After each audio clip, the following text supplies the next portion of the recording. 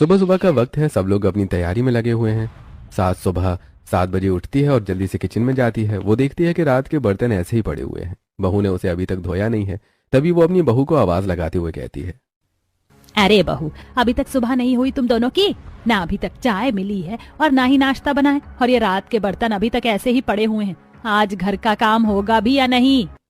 तभी बड़ी बहू वहां आती है और बोलती है, माँ जी, वो मैं कल रात देर से आई थी तो मैं देर से सोई, इसीलिए मैं सुबह देर से उठ रही हूँ और अभी मैं बहुत थकी हुई हूँ। मुझे वापस से ऑफिस भी जाना है, तो मैं तो अभी ये खाना वगैरह नहीं बना सकती।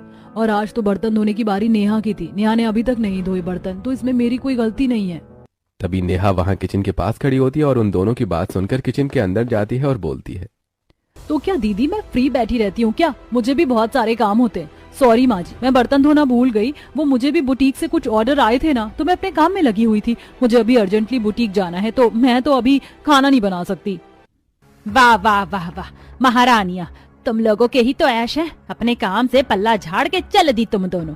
यहाँ क्या काम करने का ठेका मैंने ले रखा है क्या? माँ जी, हम कमा भी तो आपके लिए ही रहे हैं ना। आपको ज्यादा परेशानी है तो आप काम वाली बाई रख लीजिए, वो कर देगी घर का सारा काम। अरे जाओ जाओ, तुम लोग अपने काम पर ध्यान दो, मुझे ज्ञान देने मत आओ बहू। मैं कर लूंगी सारा काम। काम वाली का क्या घर के सदस्य की तरह काम थोड़े ही करेगी। वो तो बस अपना काम निपटा के जैसे तैसे काम करके चली जाएगी। तुम लोग मुझे मत सिखाओ, अपना काम करो, समझी? अब ये तो आपकी प्रॉब्लम है। मैं जा रही हूँ, मुझे ऑफिस के लिए देर हो रही है। इतना बोलकर दोनों बहुएं वहां से चली जाती हैं और कमला देवी गुस्से से किचन का काम करने लगती हैं।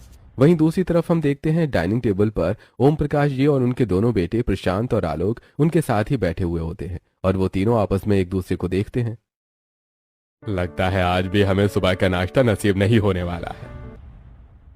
मुझे भी कुछ ऐसा ही लग रहा है पापा, आज का नाश्ता भी गया समझो। थोड़ी देर बाद कमला देवी ओम प्रकाश जी के पास आके बैठती हैं। मैं तो अब घर के काम कर करके थक गई हूँ। मुझसे अब ये सब काम नहीं होता, और इस घर की बहुएं अपने आगे, इन्हें कुछ दिखता ही नहीं है। इन्हें तो बस खुद का काम और पैसा ही दिखाई देता है। अरे भाग्यवान, क्या हो गया? क्यों इतना गुस्सा कर रही हो? गुस्सा ना करूँ तो और क्या करूँ? इस घर का सारा काम तो मुझे ही करना पड़ता है। मैं क्या इस घर की नौकरानी हूँ? सुनिए जी, मुझे तो लगता है कि रवि की शादी भी अब जल्दी ही कर देनी चाहिए। अरे यहाँ अब शादी की बात कहाँ से आ गई? काम करने की बात से रवि की शादी का क्या कनेक्शन है? तो आप क्या चाहते हैं कि घर के सारे काम मैं ही करती रहूं क्या?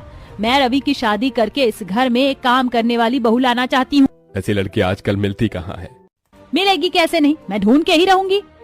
कमला देवी रवि के लिए गांव की गवार लड़की की तलाश में लग जाती हैं, जो बस घर के काम कर सके। कुछ दिन बाद उन्हें नजदीक के गांव की एक गैर गरीब लड़की के बारे में पता चलता है।